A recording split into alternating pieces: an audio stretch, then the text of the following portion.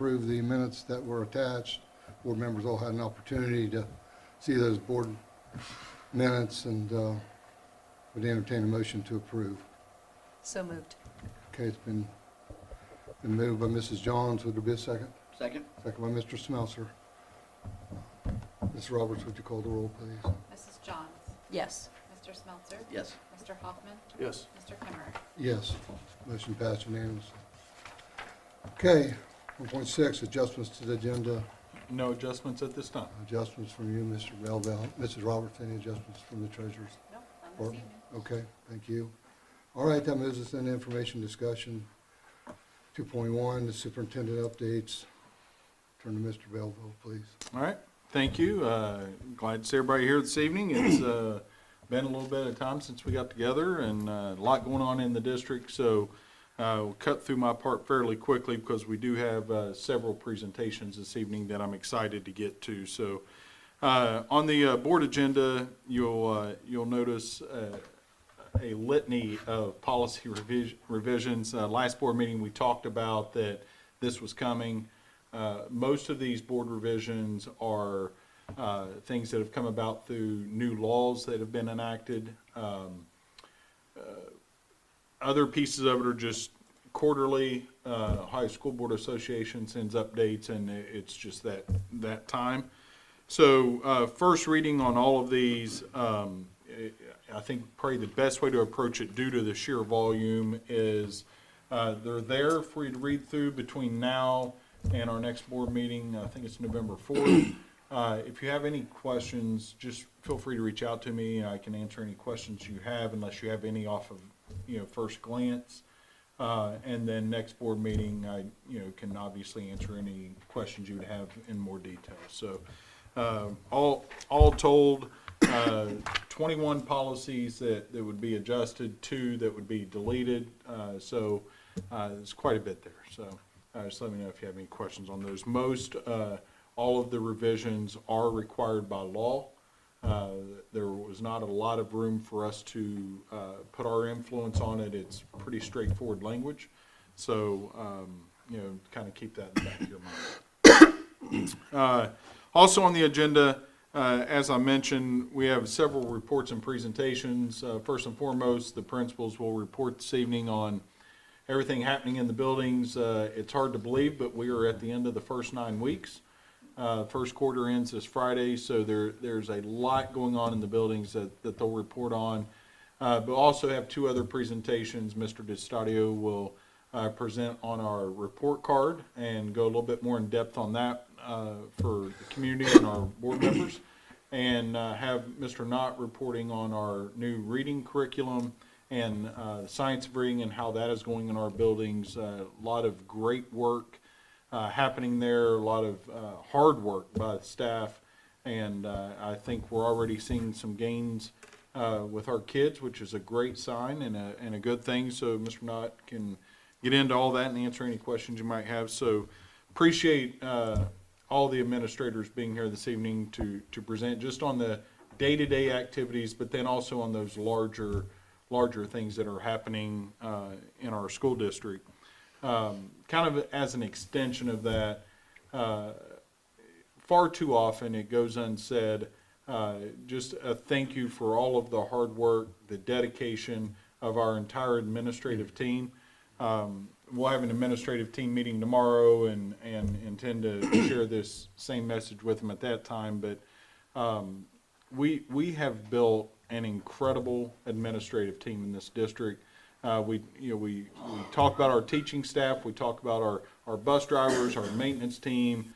We try to call out their successes as often as we can because that's where the rubber meets the road. But behind the scenes and far too often with that, it goes unsaid, just the hard work, dedication, the level of excellence that our administrative team operates with day in and day out is truly inspirational to see in action. It's an honor to be a part of it. It truly is just amazing to watch a group of professionals like this work and all they do. So just wanted to publicly thank our administrative team for all they do and compliment them on a job well done. You know, this district is an amazing place to be, and it's because of the people here, and they're a large part of that. So I just wanted to call that out publicly. Senate Bill 29, still a lot going on at the state level.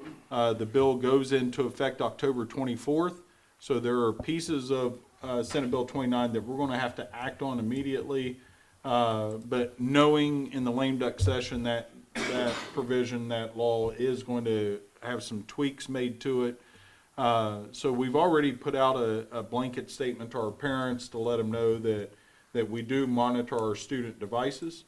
In the coming days, if we have an actionable situation where we're monitoring a student device and we see it could potentially be self-harm or a threat to others, something like that, where we as a school district need to take action and look into that device further, then we would send a written notification to parents within 72 hours to be compliant with the law. For us, it really, Senate Bill 29 is not going to impact us a whole lot in terms of outside of having to send a sheet of paper, because it's common practice here. We're on the phone with parents within 24 minutes, let alone 72 hours, you know. So you know, our standard operating procedure, we're going to continue to strive to have great communication with parents. If there are situations that involve, you know, students potentially self-harm or violence towards others, then, you know, we're going to be in contact really, really quickly with parents and have communication. But we'll make sure we're jumping through the hoops of the law as well. So you may see or hear about some written notifications going home, and just know that that is procedural. But we will not stop doing those phone calls and having that open communication with parents anytime we see an issue popping up. Okay. Also, one other thing you'll see on the board agenda is an agreement with Zane State. One of the things that I'm really happy about, proud of with this school district is our willingness to work with higher education institutions to take on student teachers. You know, our staff does a great job. Our teachers do an amazing job of welcoming student teachers in. That puts an extra burden on the teacher, but those of us who have been in the classroom taught, we all needed to start somewhere, and we all needed a mentor and guidance on how to do that job. And our staff has done a tremendous job over the years of opening up their doors and welcoming student teachers in and really providing strong guidance and mentorship to allow that to happen. As a district, it's helped us tremendously in recruiting new teachers. Gives us a chance to see people in action, and the ones that, you know, really have something special there, we get first crack at convincing them to stick around. And it's turned out really good for us as a school district. And we're now expanding that. You know, we've always worked really well with student teachers, but we're now taking on speech language pathologist student. I'm going to call them student teachers, but kids that are still in college, occupational therapy now. So some of our related services, we're opening up our doors to take in those student learners as well, and again, gives us an extra set of hands, and with the tremendous staff we have, then it gives good mentorship to those young people going into education, and again, it helps us build relationships of future employees. So you know, really happy to see that. So you'll see an agreement with Zane State on the agenda, and that is for occupational therapy students. So excited about that. Update on our chillers. We're still kind of chasing those a little bit. They're all in, they're all operational. As the seasons change here, we're having to adjust some settings on things and some coding on the back end of the controls. Verigy and CBSI still in really close communication with myself and Matt Smith anytime any issues pop up. We have requested that Train extend our warranties on our chillers that had some issues during the startup. Normally, once you do the factory startup, that's when the warranty starts. Because we've had issues as recently as last week, we've asked Trane to not start the 10-year warranty until we're completely satisfied that the units are up and running and operating with no further issues. Haven't heard back from Trane yet, but we have put that request in. So we'll keep the board updated on that as we go. But it appears as if we're starting to, catch up here and get things taken care of. So happy about that, and we'll continue to keep a close eye on it. It might be one of those things also, as the weather's changing here, that extends into the spring. We had Trane in probably 2 weeks ago, it was over fair break, and they tried to stress the middle school unit to put it into alarm to make sure that things were operating the way they're supposed to. And without bodies in the building, without high temperatures outside, it's hard to stress the unit because it's getting plenty of airflow.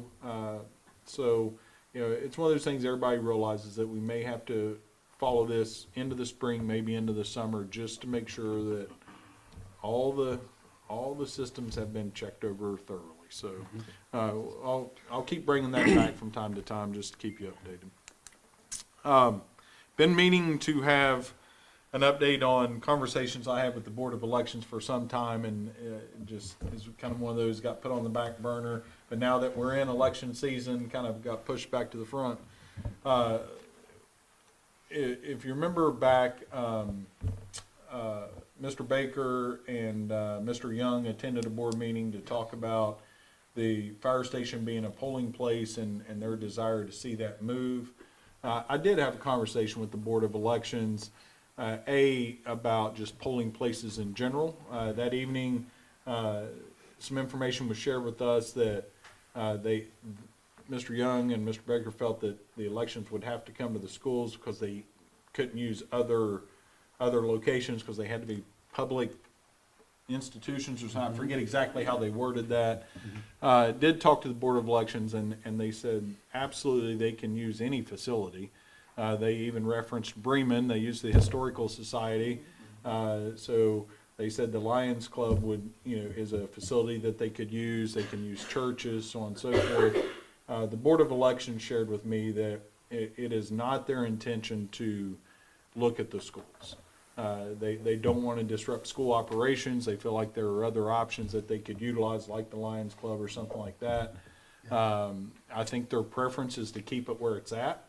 Again, just from the gist of the conversation I had with the Board of Elections, but they told me that they would engage in conversation if needed, but the plan right now is to leave it where it's at, and they really aren't looking at the schools. So I've been meaning to report back to the board on that for some time, and just, like I said, just kept forgetting, and now that we're in election season, just wanted to update everybody on that. Last thing I have, and this kind of came up after the board agenda was finished, over the weekend, our middle school wrapped up their trip. Williamsburg this time? And Ms. Hahn may touch on it, but my piece of it, just wanted to send a thank you to our chaperones that went on the trip. We had a bus breakdown Saturday night on the way home, and the chaperones did a great job kind of keeping everybody calm.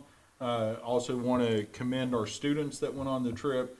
That's always a difficult trip anyway, but when you throw in factors like a bus breaking down and some adversity like that for our kids to stay alert, listen to what the chaperones were telling them to do, follow rules to guarantee safety for everybody, just tip of the cap to the kids for handling things the way that we know they can and should. We talk about the Falcon Way quite a bit, and I know all the principals have really pushed doing things a certain way and acting a certain way, and lo and behold, our kids get in a pressure situation and those character traits come shining through. And, you know, again, leadership of our chaperones to make sure kids were safe and taken care of, and had a few parents reach out. They were appreciative of the efforts of everybody involved with the trip. And again, you go back to great community support, great parent support. It all works really well together, and it's what makes this place special. So when, again, you see it every day, but when adversity hits, that's when you get the big bright spotlight on you, and how are you going to react? And once again, a challenge comes up, and our people, kids, staff, community, handle it with flying colors. So just so encouraging to see those things, and proud and thankful for the adults that kept our kids safe throughout that trip. So that's all I have, unless there are any questions. Questions from any board members? Just a additional thought with the field trip. Thank you for mentioning as well. Mrs. Hahn might touch on it as well. But it's adjustments in life, you know, and then our chaperones, our students, you know, it's finding that it's how things present themselves and how you adjust to it, and it's adjustments in life. And they did outstanding in adjusting to what was handed to them. So Yep. Thanks for touching on that. Okay. Appreciate the updates, superintendent updates, Mr. Belleville. So that does move us into 2.2, policy revisions, first reading. As Mr. Belleville mentioned, there was 1 through 21 of those, and it is a first reading for us to review and look over, and for us board members. So if there's any questions or thoughts with that, we'll move on then to recognition of visitors. Okay. Anybody signed? Nope, no one signed in. All right, thanks, Mrs. Roberts. All right, does put us to reports and presentations, and moves us into the administrator's report. We so appreciate administrators. They start early, and to end this late in the day is, you know, very, very much appreciated by all of us here, and you know, social media can hear it and see it as well. So we'll turn to Mrs. Tokart of Pleasant Elementary. Good evening. Good evening. It has been a challenging day, so please forgive my disheveled look. I usually get to get cleaned up before the board meeting, so anyway, forgive me. But good evening. So I'm going to give some building highlights first, and I just want to start with kindergartners. Our kindergarten had a ton of fun on their annual Pigeon Roost field trip. They learned about pumpkins and pigeons, and they were kids and just got to play. It was a super memorable day, and we are excited that they got to do that. Our first graders had the wonderful opportunity to visit the Land Lab with some fun activities. A big thank you to Mr. Kimmer for the wooden leaves. Mr. Kimmer is a master woodworker and made leaves for all of our kids that they got to paint. And they had a blast and so much fun. And we have this for you, Mr. Kimmer, from our first graders. Well, So thank you so much. You're welcome. It was a privilege and an honor. Thank you. Thank you. Our first graders are also currently learning about the human body in our new ELA curriculum, CKLA. Speaking of CKLA, our second graders are currently learning about the ancient Greek civilization. Our teachers are putting their creative touches on our new curriculum, engaging students and doing what excellent teachers do. I'm sure Roger's going to talk about that when he talks about CKLA tonight. But obviously, it's an adjustment having a new curriculum, and it's exciting to see how our teachers are embracing that and making it so engaging for our students. It's really been a beautiful thing to see in my building and to watch my teachers do that. So a big shout out to all of them. Our second graders, like I said, are learning about the ancient Greek civilization. Students have been learning how important olive trees were to the city of Athens, and they've had the opportunity to try green and black olives as well as olive oil with bread. They've been learning about how the ancient Greek civilization contributed to the United States, which includes the Olympic Games. So in a couple weeks, they're going to extend their students' knowledge of the Olympic Games by having their first annual Potato Olympics.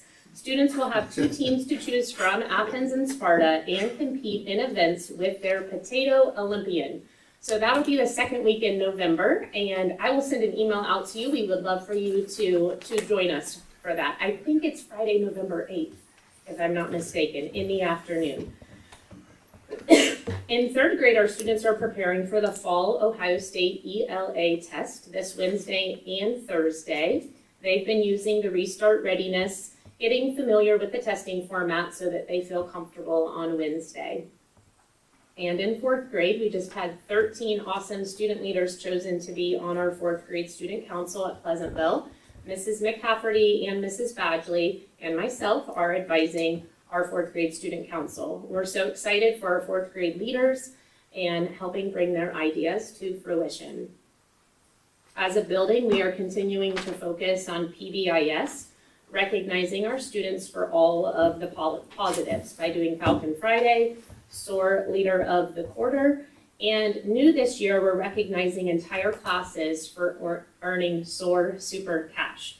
Several of our classes have earned indoor snowball fights, which have been a blast. Mrs. Tokars is definitely getting her steps in every night when I go home from work. We love to reward all of our student leaders. All right, so upcoming events this Friday is our annual costume parade and our fall class parties. We're so excited for that, and we tried to line it up on the same page as our Pleasantville community. They have trick or treat this Saturday night, and if I'm not mistaken, Bremen's is the next Saturday. Anyway, we're just excited to be on the same page with our community. We have lots of staff members that have donated candy, and we'll be sitting outside Pleasantville on Saturday passing out candy to all of our Pleasantville friends. So we're excited for that. We would love for you to join us for our costume parade. That'll start at about 2:20 this Friday. On November 1st is going to be our first quarter SOAR assembly, where we recognize all of our first quarter SOAR leaders. So we would also love for you to join us then. And on November 11th, we'll have our Veterans Day assembly at 2:45. Then, of course, we have parent-teacher conferences coming up, and it's hard to think that we're already looking at Thanksgiving break.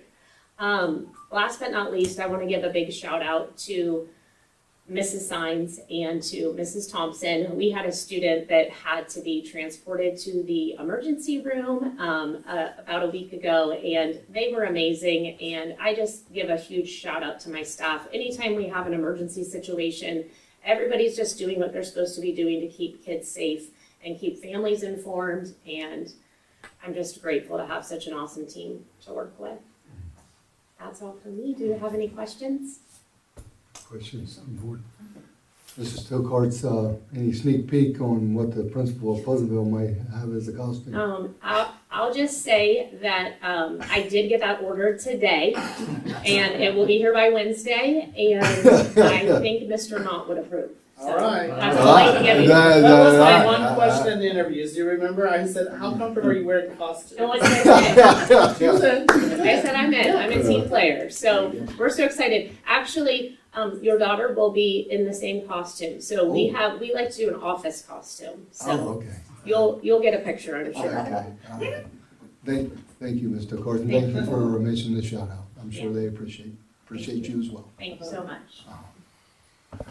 Okay, my screen went blank, okay.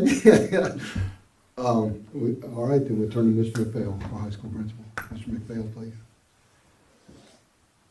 I'm not sure about my costume, this whole costume. I've got to up my game a little bit. At the high school, academically, as I've stated before, we're still focusing in on our primary focus this year is rigor and data literacy. Had a really kind of impromptu conversation after school today with a staff member. Not even going to really mention the department. I don't know that it matters what department it is, but I walked away from that conversation really feeling good about just where minds are. This was a lot of next level ideas in an area that I think will really benefit from that, and so we're just excited about the work that our teachers are doing in that area, and again, think that it's going to have some benefit, down the road for us. The last 2 or 3 weeks, as we all recognize, really big time in our district, particularly for our high school students, from the standpoint that we're kind of wrapping up fall, we're getting into tournaments, culminating activities, banquets, so on and so forth. But not the least of which, obviously, is the Fairfield County Fair. And we had great representation from our students this year. If you were able to make it to the Thursday band day, thought our band put on an outstanding show. I was so proud of them. You know, they actually do put on a show, and it's tough. You know, they're doing that on the track there at the fairgrounds, and while they did try to put some lines on there so the bands could have a sense of where to be, you know, the lines get worn off. And so our kids were kind of out there marching blind. I talked to Mr. Kitchen after the competition, and he was really proud of them too. They did a great job, had great representation from our community, and so was really proud of that. And then kind of as we made our way around to all the exhibits and talked to some of our students in their various areas and their animals and their projects, our ag department, the FFA, made a concerted effort to really ramp up their efforts in the FFA display area, so I was really proud of that. I'd say it was a hugely successful fair for Fairfield Union, and I think our kids had a really good time in the process. So really huge shout out to everybody involved in that. Athletically, as I said, some of our teams have wrapped up their seasons, but we do have some exciting things going on. Most importantly, I guess, first and foremost, our cross-country teams are deep into their tournament run right now. They just both finished up the district tournament last weekend at Rio Grande. Both the boys and girls won the district, so they're both heading to the regional this coming Saturday. First race is at noon. I can't remember if it's the boys or girls, but there's a race at noon, and then the opposite group races at 12:45 with awards to follow. Our boys cross-country team, as I've mentioned before, have been #1 in the state for pretty much the entire season. They seem like they're kind of hitting a peak right now. I think that's one of Coach's specialties. He really seems to be able to kind of build the athletes to this point in the year. So we're excited about the regional tournament. Think we've got a great opportunity to be successful there, and all things go well, knock on wood, you know, potentially maybe the following week at the state meet. Also, girls volleyball, they're in the district semi. They'll play Wednesday evening at 7:45 at Southeastern High School, just below Chillicothe. Our girls soccer team in the district semi, they play Wednesday evening at Logan. That game is at 6. So we'll kind of divide and conquer administratively and get some representation to those games.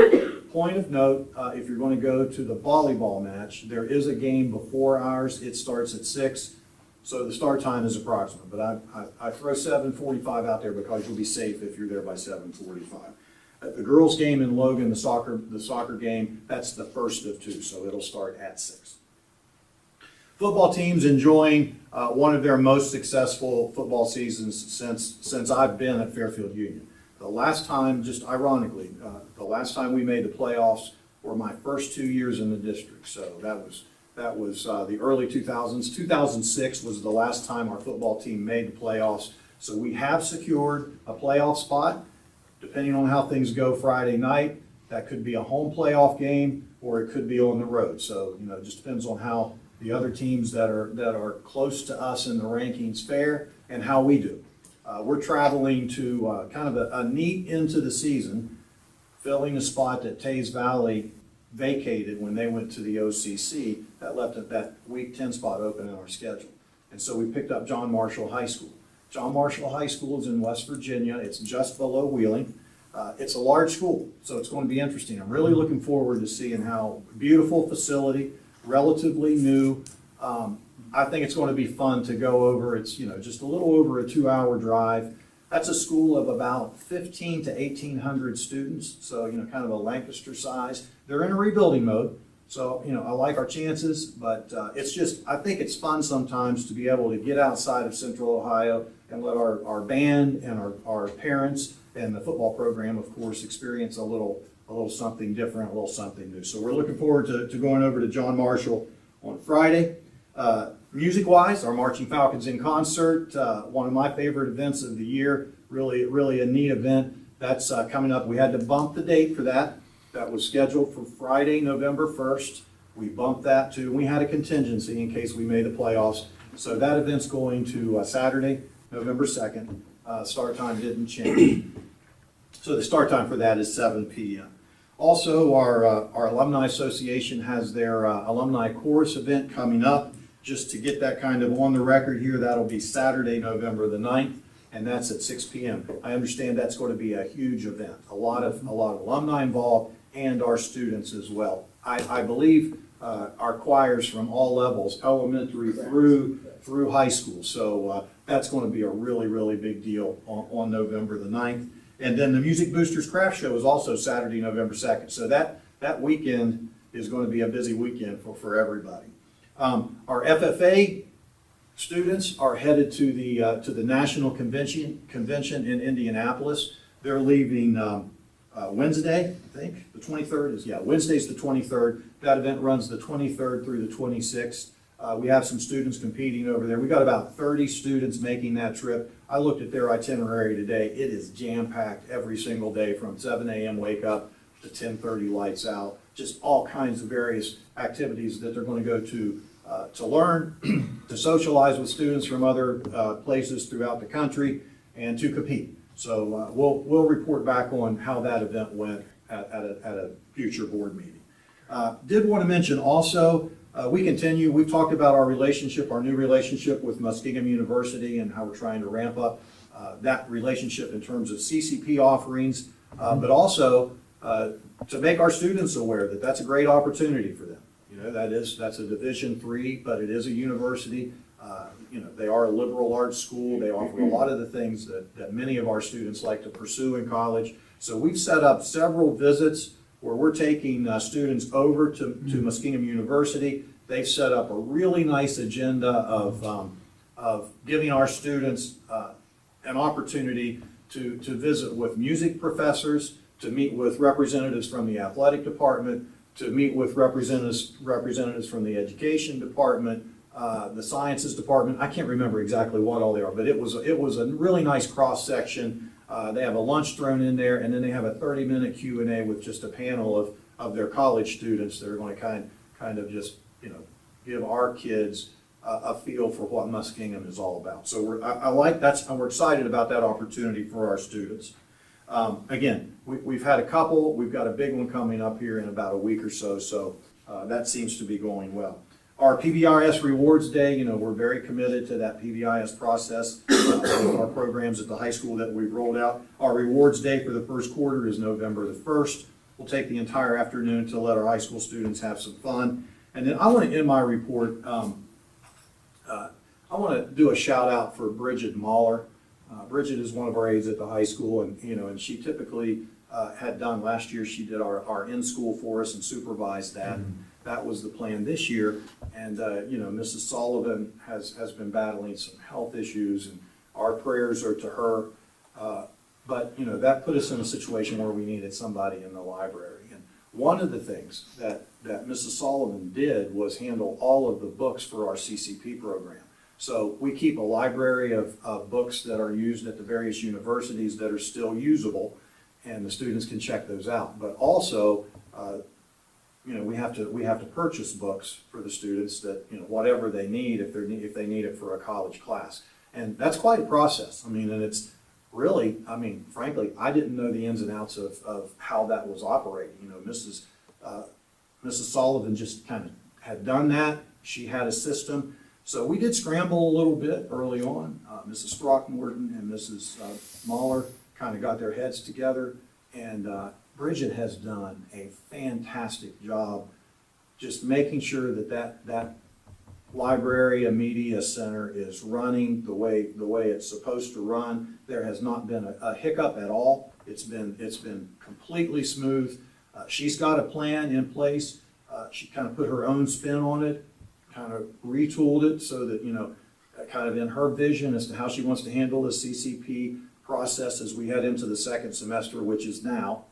And she's rolled that out, and she's really done a good job. So I just wanted to publicly, in front of the board, kind of thank Bridget and congratulate her on such a great job. So if you see her, if you don't mind, you know, please make sure that she knows that. So. Okay, any thoughts, questions for Mr. McPhail? Mrs. McPhail, thank you for the insight of the high school, and thank you for the shout out to Mrs. Muller, and hope and pray for good health for Mrs. Sullivan. Okay, thank you, sir. All right, well, that turns us to Mrs. Hahn, our Rushville Middle School principal. Mrs. Hahn, Hi, good evening. good evening. I just wanted to give a shout out to begin for our students who participated in the Fairfield County Fair. I was able to go this year with my two little granddaughters and visit all the different barns. It was amazing to see just the amount of students from our school district who have projects. It was very, it was so neat to see the kids, to talk with them about their projects and have them explain what they did for their project. So I know that's a huge undertaking for them, a lot of responsibility on their part. So I just wanted to give them a shout out. Our fall sports are completed at the middle school. It's crazy to think that, we're already gearing up for winter. We've had some informational meetings. Some of the coaches have come down from the high school to speak with our kids, just kind of rallying, how many people are interested and so forth, and getting those things ready for winter sports. Mr. Belleville did touch on our 7th and 8th grade trip. We did have 44 7th grade students and 43 8th grade students for a total, of course, of 87 students. So we had a nice group that went this year. They did visit Virginia Beach. They went to the boardwalk there on Thursday evening. And then they were also at Jamestown, Yorktown, Colonial Williamsburg. They were able to take a ghost tour there, and then on the last day they did finish up at Thomas Jefferson's Monticello. So a great experience for the students. And I mention this every year after this trip, and I just feel like it is such a learning experience for our kids that cannot be taught out of a textbook. And this year as well, lots of life lessons as well for them, were learned. So I just want to thank the students as well for the way that they handled the situation. Our chaperones, Nate Stevenson, Bart Smith, Marsha Miller, James Miller, and then our school nurse, Janine Thompson. These adults took on this responsibility to take the students.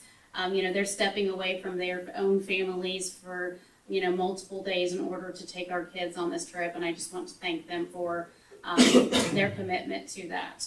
And then I also do want to thank our families, for their patience. We did have a delay in the students coming back, and they were very understanding of the situation. So I'm very thankful to our community. We have our PBIS end of quarter incentive this Friday. So each grade level has events planned to celebrate the students and the end of the quarter. We have the Falcon's Nest coming out. They're going to be bringing ice cream to our 5th graders. So they're excited to get their birthday bash ice cream as just one of the events that'll be taking place. We also have our 7th and 8th grade fall dance. After school this Friday, that is hosted by our student council, so I'm sure the students are looking forward to that. Next week is Red Ribbon Week, and this is obviously to bring awareness to our students about staying drug and alcohol free. Themes and activities will be going on each day next week, and we'll have a dress-up day to scare drugs away on Halloween. But on November 1st, we're really excited to have Scott Duff coming to our building he is from Project Fort, which is Fairfield County Overdose Response Team. He spoke to our students a couple of years ago and did such a great job speaking with them. And his conversation surrounds speaking to the students about the harmful effects of drugs and alcohol, smoking and smoking vapes especially. And his conversations with them are totally geared to their age level. So our 5th grade conversation will definitely be different from the students, that have their 8th grade. So we're excited to have him out from Project Fort. On November 1st, next Friday, we'll also have our 5th and 6th grade after-school activities. So we'll have face painting, games, line dancing. That's also hosted by our 5th and 6th grade student council. And then finally, we are going to be having our grade level PBIS assemblies that'll be taking place as well. And if you've ever could imagine Price is Right taking place at the middle school, this is kind of what this is. So each grade level has an assembly, and we take all of the falcon feathers that that grade level has earned over the quarter, and we throw them into this big giant box, and the teachers all come down on the court of the basketball court, and they're pulling these names out, and the kids are yelling and cheering and screaming. They get so excited, and they're yelling for everybody who else is winning prizes.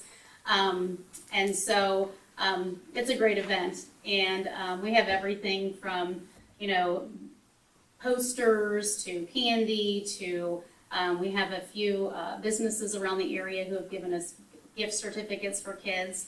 And so it's just, you know, an assortment of little, you know, prizes that they can win, and they just have a blast with it. So, you know, that'll be coming up soon as well. So looking forward to all, you know, what's going to be happening at the middle school in the next few weeks.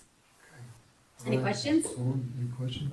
Actually, Mrs. No. Hall, would you like to shout out a certain athlete in your school from yesterday? Sadie Schultz. Sadie Schultz. I don't know Uh, if you know anything about it. Sadie Schultz was the state champion middle school cross country. Okay. Top time for all female. Fastest That in the whole doesn't state. surprise me because she won many races this Yeah. year, like a minute and a half ahead of anybody even behind her. So that does not even surprise. Yeah, yeah. Didn't know Thank if you you so did, much. No, sorry. thank you so much. Thank you. That's wonderful. Yeah. Well, okay, Ms. Hahn, thank you for your insight and your leadership, and please let Mrs. Rice know your leadership too. Yes, definitely. Yes, indeed. Okay, that moves us on then to Mr. Johns, our Dean of Students of the Bremen Elementary. Mr. Johns. Yeah. Good evening, Good everyone. evening. I am excited to have the opportunity to present on behalf of Bremen Elementary. So over the course of the last month, we've really begun to settle into the school year. Our staff has done an excellent job establishing positive relationships with our students. I think we definitely have a caring, supportive atmosphere in our building, and you can sense that as soon as you walk in the door. So shout out to our awesome staff. If I had to describe the current learning environment at Bremen in just one word, I think experiential is a good one, because we've had numerous field trips and events taking place over the last month or so that allow our students to kind of transfer their learning outside the four walls of their classroom. So I've attempted to come up with a list of everything we've done. If I forget one, I'm sure Mr. Knott can clean up the scraps at the end. And I apologize if there's something I missed, but just to highlight a few, once a month, the Bremen Bank comes down for bank days so that our students can understand the value of saving money and making responsible choices with their funds. So that's a great event that we do. Ron Derry has come in with a good program and visited with our fourth grade classrooms. And he's put on a great presentation for many years. We participated in National Walk to School Day a few weeks ago. So I'd like to shout out Mr. Kimmer, Mr. Smeltzer, Mom, for your attendance. That was awesome. And also thank you to Mr. Belleville and Mr. DeStadio for taking time out of their days to come out and walk our kids to school. It was great weather, really high student turnout. Our staff was amazing as always. Everybody was able and willing to volunteer. Shout out to Miss Roseanne Elliott for all that she does to organize that event every year. It's really her baby, and she does a great job. So we conducted our mom sale through our Bremen PTO, and we've had a slew of rewards associated with that over the last few weeks. The first of which was a silly string attack, where myself, Mr. Knott, and our resource officer, Deputy Paul Roberts, were silly stringed. We went through quite a few cans. So to reward our top sellers in that, so that was fun. The Monday coming back from fair break, we also did a pajama day, so that was a nice way for the kids to kind of ease their way back into school. They did have to get up early, but they at least didn't have to change their clothes. So that was kind of fun. Kindergarten-wise, they've had their walking shoes on here lately. They took a field trip out to Hidden View Farmstead, which is that new pumpkin patch flower shop kind of deal out on Old Bremen Road, and I think they had a great time out there. They also took a walking field trip to some of the different businesses and things around town. So they took a walking trip to the firehouse, the post office, the Bremen Bank, and then we also have representatives from the sheriff's office come down and share some information about their department and what they do. So again, just really embracing our local community. I think Bremen Pride is is pretty rampant right now. So as far as things that are coming down the pike, this Wednesday and Thursday, our third grade kiddos take their first round of the English Language Arts State Test. So good luck to them and our third grade teachers. I know they've done a great job preparing our kids so far to take those exams. The second grade class is headed to Slate Run on a field trip on Thursday, so they're excited for that.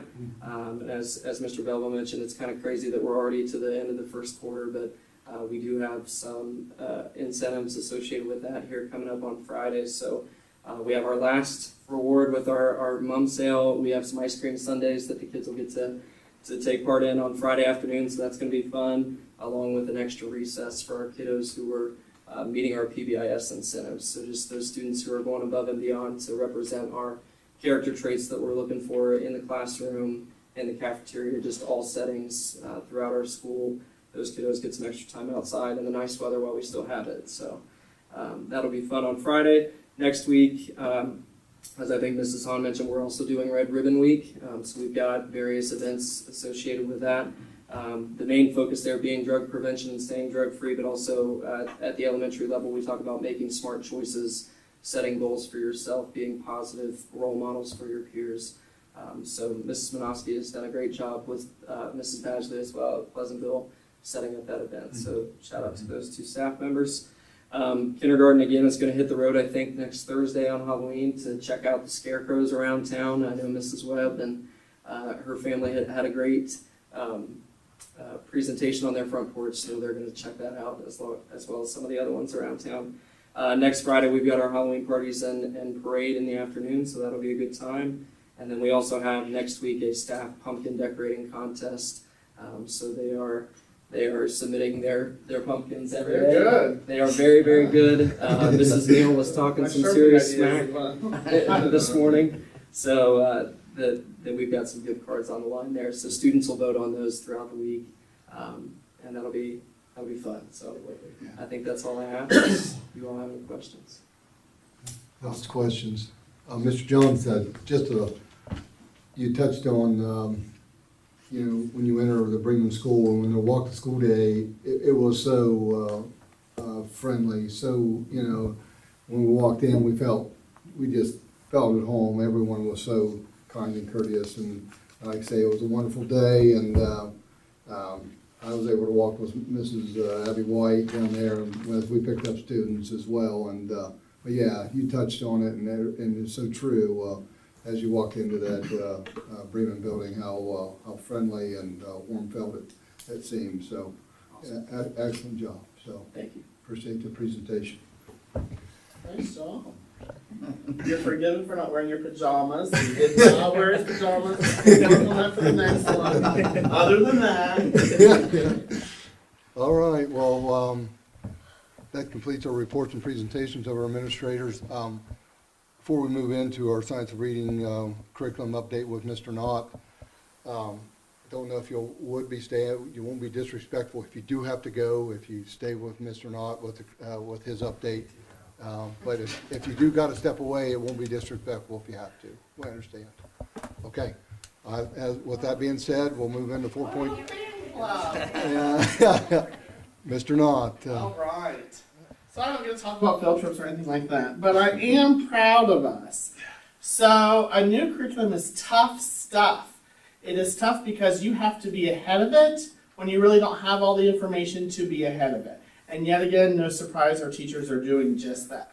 So if you remember, the state said to us, hey, you must adopt a new curriculum. It must be aligned to science of reading. And guess what? Here's your little timeline to do that. We did that. We worked really hard. We got teacher input. We looked at some good curriculums. I do think we picked the best of the options of which were available to us. Okay? So check mark. We got what we need to get. It comes in, and when it comes in, you're not quite sure what you're sorting, but you're sorting it. And you know that each teacher is getting the same thing within those grade levels. Again, knock it out of the park. One of the hardest things with the teacher is we've got to get rid of this to put this there. But they did it. Again, even silly as that sounds, that's tough sometimes, especially when you know you've had success with some of the stuff in that cupboard. Okay? They did that. Then Mr. Knott is bouncing in both buildings. So you get my lovely message in both buildings of we can do this, we're going to do this, we're digging in. Yes, we're gonna run into all kinds of walls, we're gonna jump those walls, we're gonna get through it together. They've been with me every way. We've done that. So they're doing, I'm probably most proud of them, because no matter what new curriculum you give them, it really is about who is in those four walls using that curriculum. So both buildings should be very, very proud of themselves. At this point, I'm proud to say science of reading is well understood at the elementary level. All of last year, even a little bit before last year, we were reading articles, we were talking about, we were watching videos, they were doing podcasts, all those things they needed to do so they had a clear understanding of what they needed to look for when we looked at that curriculum. You do see those changes in those classrooms. Classroom libraries used to be blue books, leveled readers, those kinds of things. It is now what we call text sets. So it's like, I want to learn everything about transportation, so all different kinds of levels of books of transportation is in this basket. Okay, we're going to talk about insects again. All different levels. You can have a kindergarten book in there, you can have second grade, you can have fourth grade, all in there. Again, we're all just kind of diving into these topics. That's kind of the big idea as we look at this curriculum. So, Pleasantville's doing good. They're working on that too. Mr. Knott was a little bit pushier at Bremen last year, but they're doing a nice job with that same kind of stuff. I'm seeing those same things in their classroom as well. Okay?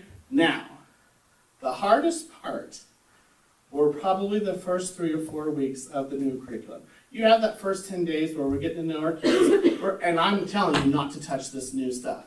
I'm saying work on the relationship with your kids, get those routines in place, get to know some of the families. We were intentionally doing that stuff. Then we started getting a little bit of our data collected. Again, that's not new to us, we're used to that. And then it was time to start. And so then I'm saying we're using the stories, we're using the assessments. We're not budging. So they are doing just that.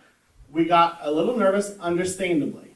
Some of the content and some of those units were topics in which we also have to think about the community in which we're in, but also making sure we're not shortchanging kids. I made the decision that we were going to not use 3 or 4 of the units at the elementary level this school year. We were going to postpone them. We needed to have success first, and we needed to have time to just understand the layout of the curriculum. Some of it's online, some of it's the manuals in your hand. Just time to really breathe a little bit and try with topics of which we were comfortable with. So we did do that. That was my call.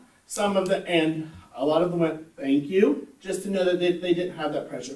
We absolutely will revisit those in the spring and have a plan for them next school year. In fact, in 4th grade, we already kind of have a plan for it back after that PD day, and we already started working on one of the ones that we thought maybe we wouldn't touch this school year, because teachers had some really good ideas and ways in which to use it. Okay, so you will have it. I have always been.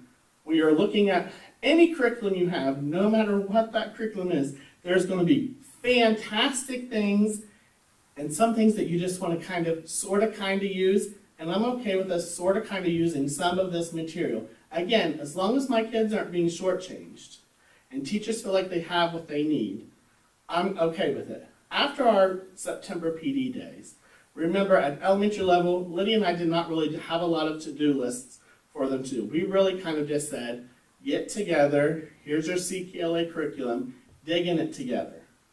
Talk about what you're doing, what's working, what isn't working, what's coming ahead, what would you like to tweak, what would you not like to tweak. And it was probably the first time that I kind of gave them the green light for, okay, now that you're comfortable, we've used it for 4 or 5 stories now, we kind of understand this stuff, I now want to see your personality more in that classroom. And I remarked to Lydia, and the coaches have saw it too, we do now. After that September PD day, where they could just really honestly have the day to just dig in after they sort of kind of felt like they knew it, but they just needed a little bit more time, I am seeing all the things you heard her talk about are the same kind of things that are happening at Bremen. That's where you're going. This is what we want. We knew we would get there. It just is a slow and steady race, and I'm okay with that. It is interesting. This is the first time where I will be in cafeterias or on the playgrounds or in the hallway, and you hear kids talking about the stories and concepts that they're actually learning in ELA. Okay? Kindergarten just worked with Helen Keller. Okay? The vocabulary they were using was amazing, and it was accurate. and they have empathy, and they have an understanding. And fourth grade, they were playing this, I thought it looked like a tag game, really it was a game based off of the polio book that they were reading in the fourth grade, where they had an understand. I mean, it was, you could just see that it's really starting to be spilling over, which is when you know that it's working, when it's not just being in that ELA class, when you're starting to see it in different settings, things. Families at both buildings have reached out to teachers. I can't believe my kid knows these words. I can't believe they're talking about these things, and are very happy and pleased with that kind of progress. Again, credit to the teachers for digging in and working hard and pushing forward with that stuff. We do have a process in place that if they run into, as they're going through a story, if they're a little uncomfortable, they're uneasy about maybe the language or a vocabulary term, kind of what to do. And it comes back to what is essential for that lesson. In other words, what's the big idea that you're teaching? If that big idea can be taught, and you want, and with a different vocabulary word, or with you paraphrasing, please do that. We trust you to do those things. If you honestly feel like I can't do that, that becomes my job.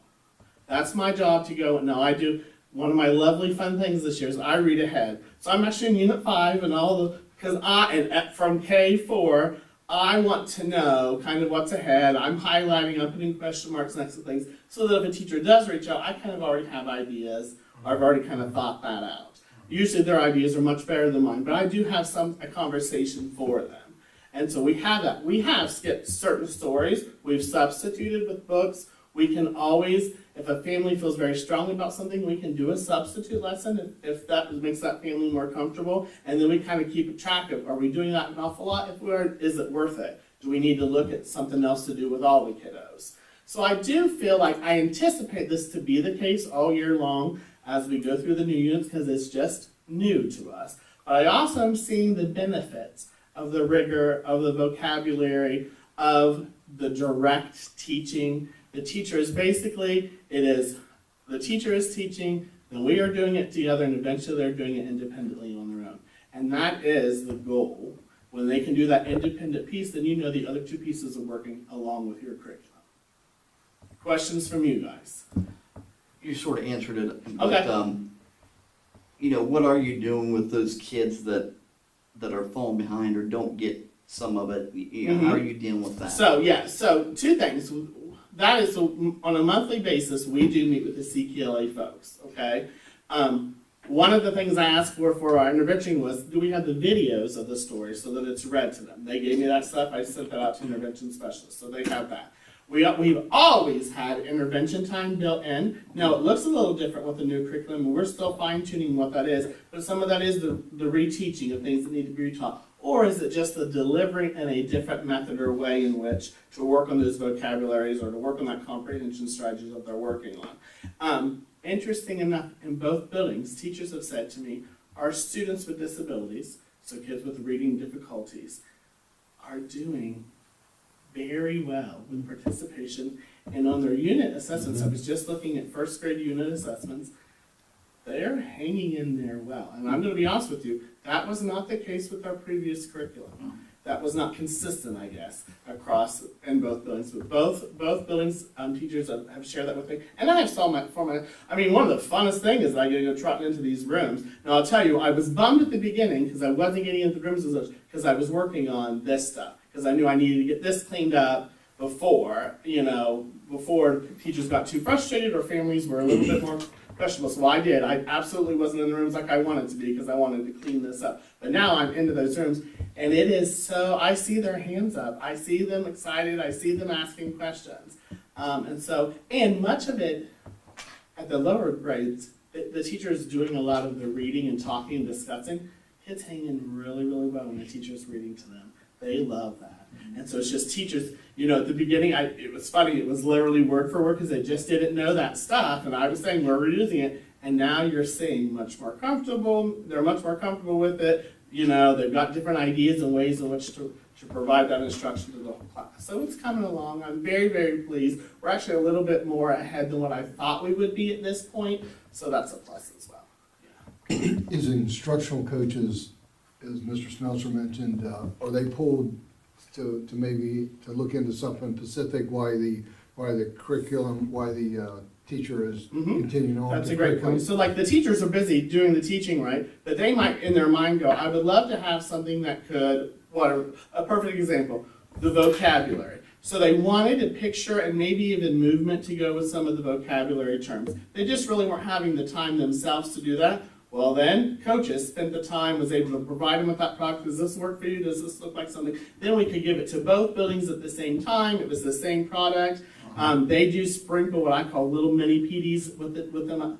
They will go in the classrooms, they will model, if the teachers ask them to model, to show them kind of what to do. They will sometimes help with progress monitoring and assessing some of those kids that might be struggling, exactly where is it that you're struggling, so that we can have a better idea of how to help you. So they're doing a very nice job, in addition to their additional responsibilities, that they are just kind of taking some of that off of the teacher's plate, the kind of behind the scenes work, and kind of making it or getting it ready for them, so they have it, but they're not really having to put in the time to create it or find it themselves. Anything else? Anything else? All right. All right. Thanks, guys. Mr. Goff, Thank you, Mr. Uh-huh. Hey, I'll add, Yes, indeed. this is, this work is going on across the district. A great example at the middle school, again, the teachers, the instructional coaches, the administrators are all working ahead of where the kids are, kind of screening the materials, making sure that it's what we want, what our community expects, some of those type of things. And great example, Mr. Steeman came across something he wasn't for sure about, worked with Ms. Hahn, I think also Ms. Schilling, if I'm not mistaken, and came up with an alternate story that got across the same premise, the same goal. And so, I mean, watching the teamwork in action across the board, all grade levels, really is a thing of beauty, to be honest. I know I've seen the curriculum come in pallets. Is there approximate how many went out? I mean, I was, Boxes and boxes and I mean, boxes and boxes. And then not all of it came either, so we even had more come that was like just shipped in. yeah. So I It was a lot. Seen it, my Our eyebrow went instructional up and. Our instructional coaches did a great job Yeah, they of did. sorting through things and getting it dispatched out to the buildings, appropriate classrooms, so on and so forth. There was a lot. Well, Mr. Knob, your insight with the curriculum, with the science of reading is outstanding. I know Mr. Belleville challenged me and myself and Mrs. Johns last year to look into that science of reading and see what our thoughts might be, and I had to look at it 3 or 4 times to absorb and have an understanding of it, and it was quite interesting, but I each time learned a little more. So, but your insight of this was outstanding. So thank you. All administrators, what Mr. Belleville led into earlier, and it's a privilege, us board members, it's a privilege to be a part of the school district because of the leadership of all of you, and we're very thankful to you, and very, very much very proud, and it's all because of you and your leadership skills. So thank you very much. So with that being said, like I said, don't be disrespectful. You got to step away. So that'll lead us into 4.3 then with the reports and presentations. The report card update with Mr. Estadio. Estadio, sir. Well, I have no idea how I'm going to follow up the presentations. I will say this, just listening to our administrative team here tonight, I really think is a good representation of what makes this place so special. I've had the honor of working here for 18 years, and one of the standards, and it is a level of expectation that we have had ever since day one, is this place is different because of the people that we hire. You see it in the administrative team, you see it in the teachers, the tutors, the paraprofessionals, the administrative assistants. The list goes on and on and on. And when I get into the state report card this evening, there's not going to be a big shock to most people if you've listened to all of the amazing things that are going inside of our buildings district-wide. Once again, Fairfield Union Local School District is one of the top performing districts in the state of Ohio, one of the top performing school district in Fairfield County. So as I was sitting back there thinking, okay, how am I going to start this presentation tonight? I wanted to start by thanking all of the individuals, the countless individuals that you hear and you start to see some of the highlights, but the work that goes into this profession day in and day out, the hours, the passion, the dedication, not to mention just the sheer ability of our staff. It goes without saying that our staff is hands down the top-notch staff in the state of Ohio, and I will put my reputation on that. When you talk with friends and family members who work in different districts, and you start kind of comparing, because even though we like to admit or say that we're not, we are admittedly very competitive at what we do. We take a lot of pride in what we do. When you start to really look around and kind of see what's going on, the number of conversations that come back to, well, what are you guys doing, and how are you doing that, and where did that idea come from? One of the biggest compliments you have in education is when other people take what you're doing and they steal the ideas. So what you're going to see tonight in the presentation is going to be a lot of data-driven numbers and qualitative statistics there to kind of help make sure that on a fair and kind of unbiased approach, we're making sure that we're really looking at what we're doing. And even though we feel it's important and we feel it's successful for our students, we want to make sure that the kind of unbiased opinions there as well.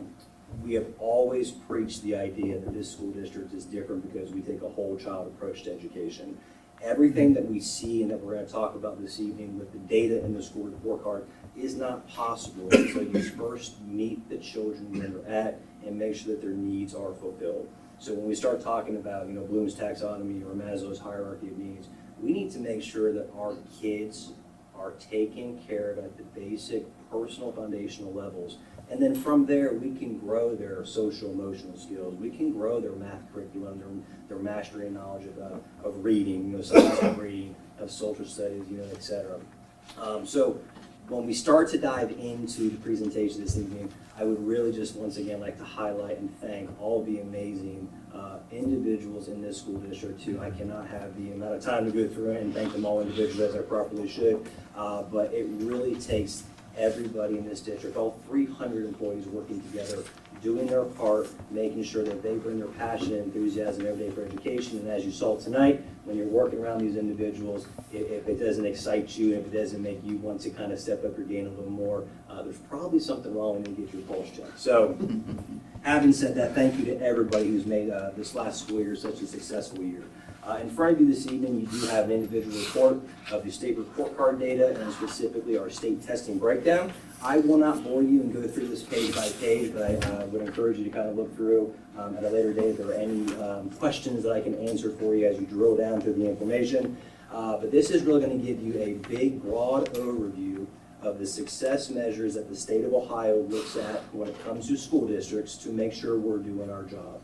At the end of the day, the report card is not the end-all be-all, but it is a very fair indicator of just exactly how successful are we at preparing our students for what society says is the ultimate goal, making sure that they're decent individuals, making sure that they're going to be successful in life, that they can provide for their families, and that they have the foundational knowledge to succeed in whatever career field they choose to do. So, as a quick reminder, a couple of years ago, the state report card did switch from a letter grading system, which most of us are familiar with growing up in a traditional report card, to a star rating system.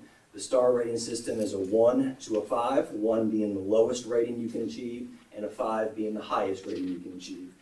In the report card this year, there were 5 categories that go into and factor and give us a composite score. Those individual categories are achievement, progress, gap closing, graduation, and early literacy. There is a 6th category that is a report-only category from last year, but I want to highlight that and talk a little bit more about that at the end of my presentation, because we've known for a couple of years that this indicator is going to become one of the new 6th indicator for the report card on the composite. So we've really been working the past couple of years behind the scenes to make sure that we're ahead of the game. We always take pride in making sure that we're not caught off guard when at all possible. So we've put a lot of procedures and policies and things in place in the back end to make sure that when this 6th category does come active next year, we're going to be ready for it, and you'll see that in some of the data here this evening.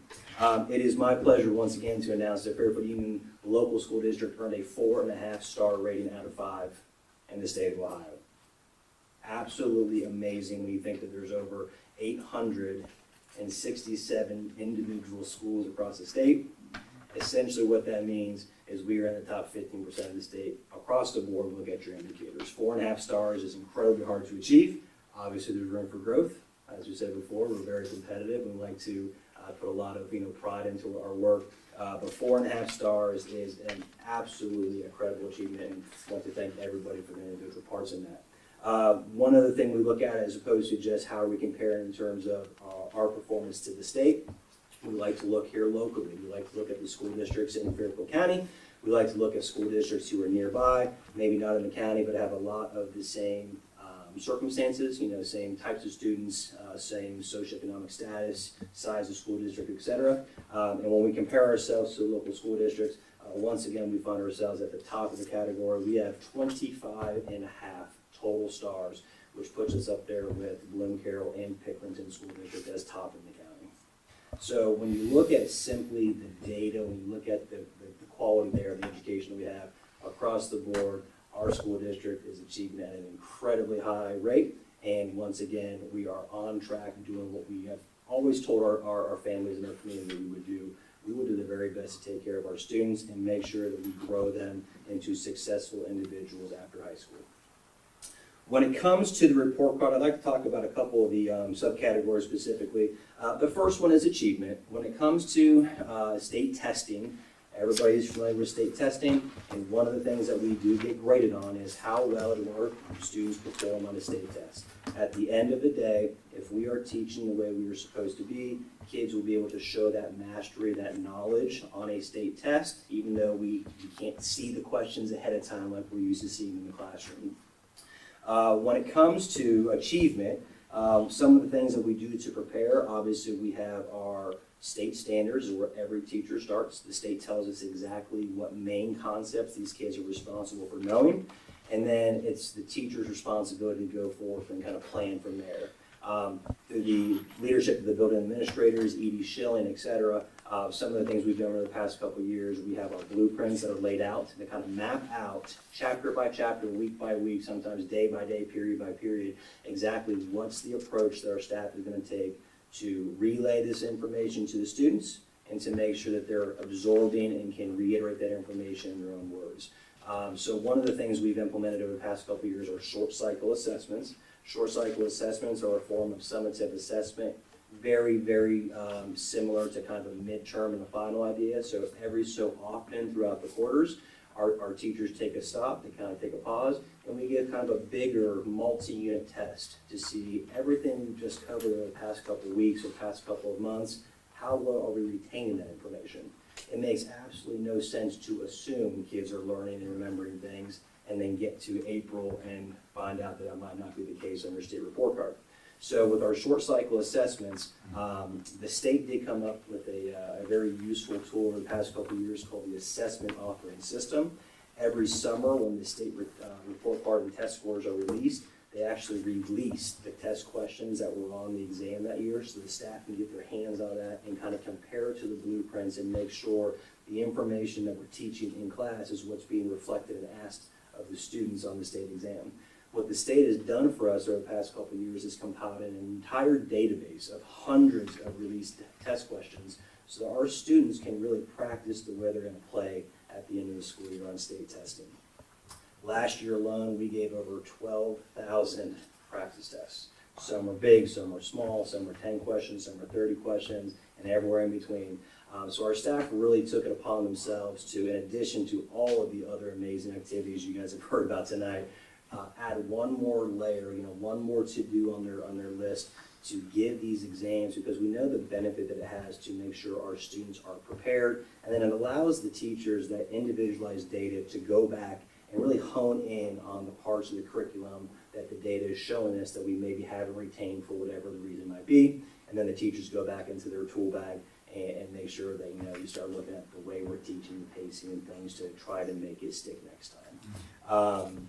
In terms of the achievement, which is just the overall how well did our kids do on the state test, we scored a 4-star rating, which means we well exceed the state expectation, And when you do a breakdown of the 20 individual tests that the kids take from 3rd grade all the way through high school, we score above, we exceed the state average on 90% of the state exams.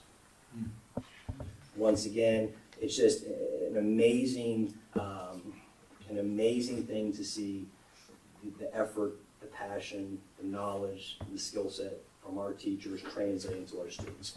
Obviously, 10% there's plenty of room for us to improve upon, and we'll make sure we start looking into those indicators. We've already had some conversations at the building levels of things that we can do differently. So we'll continue to dive through the data, drill down to make sure that what the numbers are telling us, we can translate into actionable steps in the classroom. One of the other components that we look at for the achievement is called the performance index. This is a little bit different view than just the achievement overall, which is really just how well did we score on the exams. The performance index likes to give this formula to award you points based on performance. So the higher your kids score, the more points they earn for your district. The lower that they score, the fewer points you earn. But while this is sometimes a little bit complicated of a formula to look at, when you look at the results, we really enjoy looking at it because what it actually does is it compares you not just to the state as a whole, but to the top 2% of highest performing schools in the state of Ohio. So as a former athlete, one of the things we were always taught was you always get better by playing better competition. So while you look around and not every school district, and not every family, not every community has the same resources to make an equal playing field, we are actually comparing our performance up against the top 2% of highest performing school districts in the state of Ohio. When all the schools do that and we compile the data, Fairfield Union Local School District ranks in the top 30% in the state of Ohio in terms of the performance index. So in other words, of the 867 individual schools out there, we rank 257. None of them are higher achieving than 70% of the schools and school districts in the state of Ohio, which is once again just a tremendous accomplishment and really speaks to the high quality individuals we have in this district. The second area I'd like to highlight this year is the early literacy component. For the early literacy component, this is pretty much exactly what it sounds like when it comes to elementary, and I'm going to simplify this as much as I can for my high school brain, and I'm sure I'm going to leave something out here and maybe potentially offend some of the elementary admin in the building. When it comes to elementary, it's about teaching kids to read.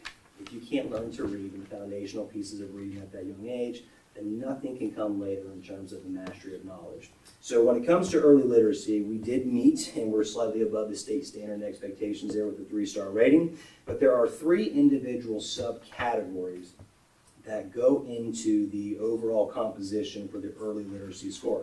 Those 3 categories are improving literacy, the 3rd grade reading guarantee test scores, and promotion to 4th grade. The reason I wanted to talk about this category and highlight it is over the past 3 years, we have increased our values in all 3 subcategories to get where we are today. Over the past 3 years, we've seen a 10% increase in improving literacy rates, and what that really is measured on are the number of our students who enter 3rd grade on a RIMP, a Reading Improvement and Monitoring Plan, and essentially what that means is as they enter 3rd grade, they're just not quite reading at grade level. So one of the things that we do early in the school year is we give diagnostics. We use that data to identify students who may be at risk, and we don't just let them flounder. We put additional supports in place from the start of the school year to make sure we can start to backfill and fill in some of those foundational pieces that the students are missing. So the teachers are not only covering the 3rd grade materials and curriculum, they're also working on some other skill sets that the students may be deficient in. So it really kind of highlights the multifaceted jobs that these educators are doing every single day. When it comes to 3rd grade reading test scores, once again, you heard from the achievement rates, we are above state standards as well. And then the final one is promotion to 4th grade. We had once again, for the 3rd year in a row, 100% promotion to 4th grade. Every student, no matter where they entered, wherever their skill sets were at the beginning of 3rd grade, our teachers did an amazing job of making sure that by the end of 4th grade, they had hit all of their indicators and 100% of our students are on track, grade level appropriate to pass on to 4th grade, which is a huge indicator for potential future success in the classroom. So our elementary staff is doing an amazing job, and once again, we have shown increases in all 3 subcategories of that component over the past 3 years. The final component of the report card that I'd like to hit upon tonight is actually the 6th category, which was not a factor in the current grading systems, although based on the data I'm about to share with you, we wish it was. But we're looking forward to next year when it is going to be an active component. The active component is the college, career, workforce, and military readiness score. In layman's terms, when kids leave our high school, are they ready to be successful in whatever field they choose? So what we have done over the past couple of years, knowing that this was going to be this new component to report card, we wanted to make sure that we did right by our students and our families, because at the end of the day, this is really what school is about. Our job is to make sure that kids have the skills necessary to be successful in life, be good parents, raise good families, support themselves, be good community members. It goes back to us investing in our students so we can invest in our community over generations. So one of the things that we've looked at is what are the different pathways to college or to graduation in high school. The state's required us over the past decade or so to really start focusing on each and every individual student to make sure they have a voice, to make sure they have something that they can latch on to drive them to future success. So the 3 main areas are you have your traditional kind of college-bound honor students who we need to make sure that we are preparing them academically at the highest levels to succeed in the universities and 2- and 4-year bachelor programs in high school or in college. So one of the things that we looked at are increasing the number of CCP or college courses that we can offer. Students always have the opportunity to go to colleges here nearby, so Ohio University of Lancaster is a big one. But we've done a very intentional job of trying to bring more CCP experiences inside of the high school building to maybe help out those students that have maybe some boundaries and some barriers like transportation or whatever it may be. So we've actually partnered with Muskingum University this year. When you start to look at the universities like Ohio University and some of the other universities where we have articulation agreements in place for, we house over about 10 in-house CCP college options. So students who do not have the ability to drive to OUL, to Muskingum, wherever it might be because of logistics of I don't have a car, or there's no way I can get there and get back in time for some of those other incredibly important things like band and sports after school. They have the opportunity to take these classes and earn college credit within the building itself. It takes a lot of extra work from our high school staff to make sure they have the appropriate degrees or trainings to be qualified to be adjunct professors, but we have 10 in-house CCP options in addition to the 6 in-house AP or advanced placement options, which is a more traditional way for students to take a college course at the high school level with a high school teacher, and they take 1 exam at the end of the school year. And if they score high enough on that exam, they have the opportunity to also earn college credits that could save them time and money after they graduate from Beverly High School. So we are incredibly proud to bring those options, those opportunities to our students, and very thankful for Muskingum University for the new partnership that we developed with them. Have a couple of new ideas and things in the work to kind of expand that program for next year and years to come. On the other side, for the students who are maybe more traditional, kind of that, quote unquote blue collar, ready to get out into the workforce right away, we're really trying to work on expanding our CTE programs to make sure that those students have opportunities as well. We currently house 3 official CTE programs. We have an AO and A6 pathway in our ag courses. We also have a new C5 business logistics pathway in our business program. And then we have a 4th kind of unofficial, but it follows the same kind of setup for the CTE program with our family consumer science department as well.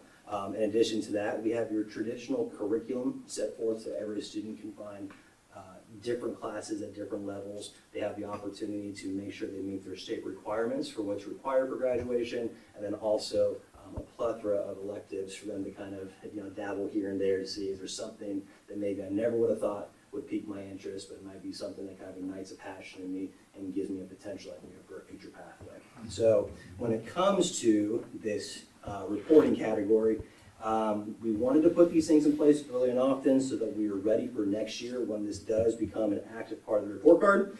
And at the last time that this report was run last school year, I'm proud to say that we were rated at an 81% approval rate, When you look at the schools in the county, that's 11 percentage points higher than our closest competitor. When you look at the same schools in the county, it's 37 points higher than the lowest performing school in the county. So what that tells us is we are providing the appropriate remediation, the appropriate opportunities to meet all of our students. They need to do their part. They need to make sure that they're engaging with us, taking advantage of the opportunities that we have. But we have the data here to kind of prove that we have things in place to make sure we're doing what we promised to our community, which is offering opportunities for all students at all ability levels with all interests. As you go through, if there's any questions, I can follow up with you upon with the report card data, the test score data. As you start to drill down there, it can get pretty tedious, but thankfully, I guess I enjoy this kind of thing. So if there's anything I can help you with later on, please don't hesitate to reach out. Is there anything I can answer for you this evening? I may have already heard, I'm not sure, but I just wanted to ask, but do we have a relationship or anything with the Workforce Development Center out there in Coon Yeah, we do. We started a little bit of an agreement last year. Mr. Clark, with the Success on the Football Field, is in charge of that as well. Gives students who maybe have a slightly different pathway ahead of them. Second year with them. Okay. It gives them some I different apologize, I options. probably had heard that before, No, you're but, fine. No, you're fine. Absolutely. Any other thoughts, comments, questions for Mr. Estadio? Mr. Estadio, you brought the light. I didn't realize we had 20 tests, our test scores, 20 tests are taken from third grade on, and then 90%. I didn't realize that many. Yeah, and those are just state exams. We also have state mandated ACT, PSAT, gifted testing, web exams.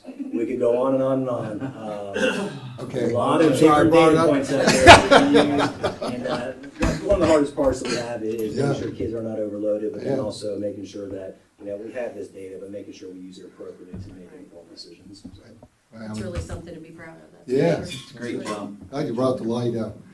The 4.5 rating for first year in schools. I appreciate you leading out with the accolades. I'll go on to the administrative staff, but it also goes to our Director of Educational Services, you, Mr.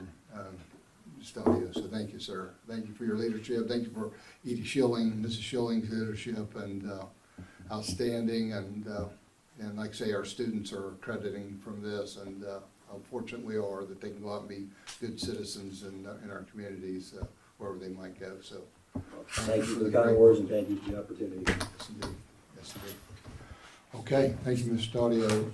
All right, we're going to move into the consent agenda, but this is your last chance before you stay for the 3-hour meeting. See y'all. Thank you again. All right. The consent agenda section we'll move into, and 5.1 then is workshops and conferences. Board members, you can see. I'll turn to Mr. Belleville. Any thoughts, comments? What that is, those workshops? No, they're pretty straightforward. Ms. Swick is taking a group to the Columbus Blue Jackets Decade Day. We have a similar trip that we do with FCS. That'll probably be on our next board agenda. So that's a common trip that they take. Mr. Savage with the rest of our music department go to the OMEA conference every year. So I imagine you'll be seeing a request from Mr. Gregory, Mr. Kitchen, Ms. Burnworth here in the next board meeting or two. Okay. And then Let's see. I started off in my updates just talking about our administrative team and how proud I am of them and the incredible team we put together. A part of that team in every way, shape, or form is Ms. Roberts' leadership and her staff, and adding Ms. Nolan as assistant treasurer has really been a first class, top-notch decision by the board to add that. Our insurance performance reflects, we see all this on the report card, but it's not just the report card. Financially, as Ms. Roberts will talk about here shortly, we're in a great position insurance-wise. We're in a really good position and functioning at a very high level So it really is across the district, and we talk about it all the time, every day in every way. Excellence is a way of life. It really is a mindset. It's a belief system that our staff has bought into, our kids are buying into. And so you see it top to bottom. It's education, it's sports, it's the arts, it's financial. So all of that goes together. And so adding Miss Nolan in there was really a stroke of genius and a great move by the board, and a great find by Miss Roberts, bringing Miss Nolan to the district. Those workshops are standard for us. We do these every year, but it's all a piece of the puzzle. Okay, all right, Mr. Belleville, Mrs. Roberts, I was going to turn to you with Mrs. Nolan with going to this. Any comments with that, or just pretty straightforward? It's pretty straightforward. They're a great resource for us, especially on the treasurer side, just for conferences, webinars, just classes. This is a quarterly series that I've done a lot of them, and now Amy is partaking in a lot of them, and they're just they focus on kind of your calendar year, and what are those major things that are coming up in the next part of the calendar, so that you can ensure that you're ready, and then everybody else who attends, you can talk to them and say, okay, I have questions on this, how are you doing it, or what's going on, what are the new laws out there, what's going on with audits, how are you handling these. So it's a really great workshop, and she's done several of these. I know she did the Q2 ones. This is now Q3. You'll probably see Q4 eventually. So Okay. They're good workshops. Good workshops, okay. Yeah. Well, Mr. Belleville commented, I always felt that a good leader surrounds themselves around good people, so thanks, Mrs. Roberts, for hiring Mrs. Nolan. Thank you. Oh, thank you. Any thoughts, questions, comments from the board towards Mr. Belleville and Mrs. Roberts with these workshops? Okay, if not, we'll move into 5.2 then, the financial items. I'll turn to Mrs. Roberts. Okay, so first off, we're going to start with a donation this evening. We did receive a $500 donation from John Snyder to Fairfield Union Athletics. I'm very appreciative of that, and I know Coach Harris obviously is also very appreciative and passes on his appreciation of that. So that is the first thing for tonight. After that, I'll move into our financial and insurance reports. Okay. First off, starting with financial reports, this is actually for the month of September, so it feels like we ended that month a while ago, but just with this being the only board meeting, so the first time we're talking about the month of September. So far in revenues, we have received just under $10 million in revenues compared to $9.3 million last year, so up 7%. Our first two numbers out here, property taxes and income taxes, actually haven't changed since last board meeting. State grants, we have received $3.1 million versus $2.8 last year. This is up 9%. I am very, very excited and also anticipating on the 25th. So we receive our state foundation payments twice a month. On the 25th, we will receive the second October payment. And that payment is always a big one because it reflects new enrollment numbers. It reflects any changes that are made throughout the district. This is also where it will be reflected of taking all of our students to free breakfast and free lunch. The state foundation payments will change based on those numbers, and that will be reflected, this Friday. So really, not a lot of news to report yet in state foundation payments, but I will definitely be watching this Friday and have a lot to report, once we report on October. And then obviously going into the November forecast. So just kind of watching that for right now. When we jump down to expenditures, really in line to last year, up 4% to last year. You can see salaries are up 5%, benefits, which would include all retirement and insurance payments, are up 14%. Purchase services, you can see, are up 44%. I actually kept the exact same comment in here that I had last month, because while we're still looking like we're extremely high, it's still really the same items that are just carrying through. So those were kind of one-time increased payments that are making the first 3 months of the year higher, but it's the same amount. So it's not like we had additional items in the month of September. I actually had those same call-outs in the month of August.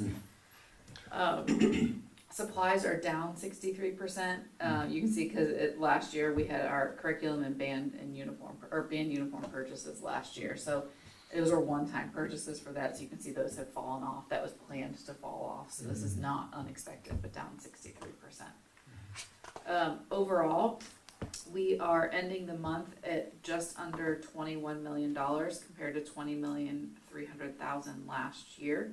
Again, I always talk about, we kind of, we receive our big payments with property taxes and income taxes, and then we live off of those for a few months. So happy to say that we obviously are higher than last year. However, right where we need to be. One thing that I didn't note in here, but I did want to make the board aware, is we are actually really watching our interest rates right now, just in all of our investments. We did move a substantial amount of money into some of our longer term investments, just kind of knowing what's going on out there in that environment with some different Fed rates going on. We took a little bit of a risk, and we're moving some money out of the bank and Star Ohio into our investments with Meter. At the moment, those interest rates are actually slightly lower. So it's going to sound crazy of why did we do that? However, we moved $5 million into Meter. The reason we did that is because while those other current interest rates are a little bit higher right now, we wanted to get bought into some longer term investments while the rates were still higher. We're anticipating that they will drop. And if those drop, by that point, it's too late to invest in that. So we're taking a little bit of a hit in some interest rates today, but long term, I do think it will pan out. So we did move a combination of about $5 million, and actually in total about $8 million. We moved part of it from the bank and part of it from Star Ohio into Meter. Just as a reminder, Star Ohio are actually single day investments, so that rotates every single day. We are really, one of our goals as the treasurer's office is to really, I've talked about it a lot, but really manage our cash and the cash we have on hand. So while we have moved more cash into longer term investments, we will really use our Star Ohio account more like a bank account. We really need about 2 days to get our hands on that cash, so we're really watching it. We know come 12/1 is when all of our debt payments are due. It's also a low point in cash just for cyclical year of our office. It's just a low point in cash. It always is. Jennifer Hahn's doing a great job of really watching our bank accounts and really giving me a heads up to say, okay, we know we have, X number of payments coming up in the next 3 weeks. Here's what we need to do, and really helping manage that cash. So as we go throughout the year, we'll really watch that. But you will see a drop in our bank accounts and our Star Ohio account and push that into Meter, which those all on purpose. And then also working with Meter, what we're doing now is month to month. We're saying, okay, how much, what of our investments are maturing in this any given month? And then really working to say, do we want to continue to reinvest that? Or do we need to hold that and maybe keep it as a shorter term so we can get our hands on that cash? Right now, we don't have a need for that, but really, really watching that and making sure we're just anticipating some potential drops. It may not, but it's one of those things that I would rather take a little bit of a hit now in order for it to pay off long term. So we'll keep our eye on it. But I think, I think we have a good plan. I feel good about the plan. And just kind of watching that, not only month by month, but really just what we have upcoming in the next 6 months to a year within the district. So really watching that. Any questions on the financial piece of that? Okay, I'm going to jump into insurance. The good news with insurance is sometimes no news is good news. So I do not have a lot of new information this month to report in insurance, which I will take in insurance. Overall, looking at health insurance, the biggest thing is our expenditures are up 7% to last year, really due to claims. Sorry, our claims are up 7% to last year. Industry average has been around 12%, so that's up 7 is actually pretty good compared to industry average. Obviously watching that because we do see the roller coaster, and also just with our employees obviously tend to have higher claim months over summer, Thanksgiving, the holidays, so we really watch that, but that's the same year over year. So watching that, but overall I'm feeling pretty good at up 7%. We have a cash balance just in our health insurance of $4 million compared to $3.3 million the same time last year. So far for the year, we are only up $9,200, meaning what we have put in versus what we have spent. We're only up $9,200, which would tell me actually right now rates are exactly where they need to be because money in is more or less money out. But really looking at last year, we were able to do that because we have built that fund up so high. So we're sitting in a good spot in health insurance. And then dental insurance just kind of chugs along. We've had, we did increase our premiums to $98 this year compared to $89 last year. Expenditures are up 12%. We've seen dental actual claims. They've consistently just started to build. We're keeping our eye on it. It's not like there's any one procedure out there that's gotten more expensive. It's kind of following some of the other inflation items where we've just steadily seen it build. We're in a good spot. We have almost $230,000 compared to $223 last year. You'll see we're also up here, but only by about $1,200. So again, money in is money out, which is really right where we should be at this point with the levels that we're sitting at in each of our funds. So feeling good about it. We are, the month of November is our open enrollment period for our employees, so we're working on the final details of that, and we'll be rolling it out actually starting tomorrow. So yeah, no major news in insurance. I think we're right where we need to be. Obviously, claims are a little high, but I feel like we are under industry, so that's in a good way. But obviously watching that because we know it can turn very quickly. Any questions on insurance? Okay, the next piece is actually food services. This is going to be the first food service report that you see for this year. And one of the things, actually, I'm going to give some numbers, but what I really want to do, to be honest, is once we get these new, the new data from the state foundation payment this Friday, that will tie back to a lot of this, because a lot of what's happening is that when we moved to full CEP this year, so that all of our students have a free breakfast and a free lunch, we knew that that was going to cost the district. At the same time, we knew that our food costs and our cost of paper goods would go up because more students are eating, which is great. That was our goal. So we'll watch some of those state payments, but I want to call out a few numbers tonight, but then we'll get into some more detail at the end of once we report on October.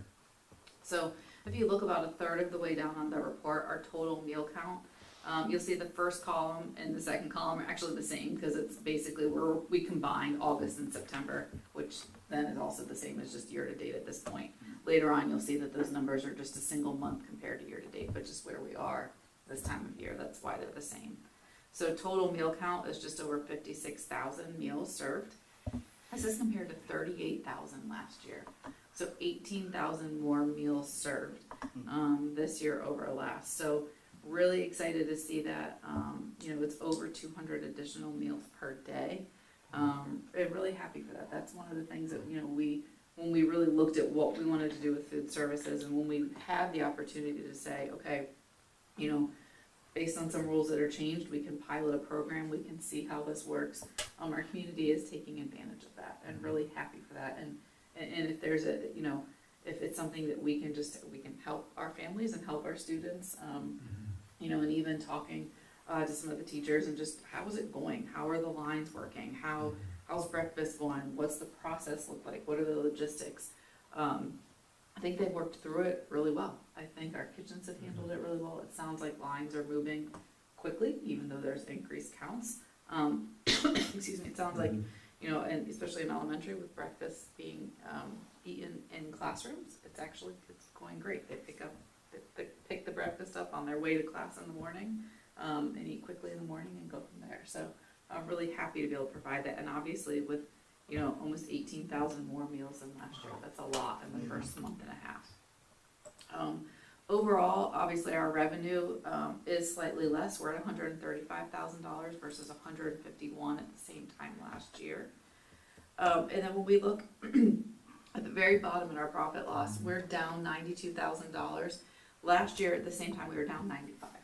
So not that drastically different. However, on the back end of it, when we actually see what's coming in from the state and all the rebates, our food service total right now in our food service fund is $270,000 compared to $468,000 at the same time last year.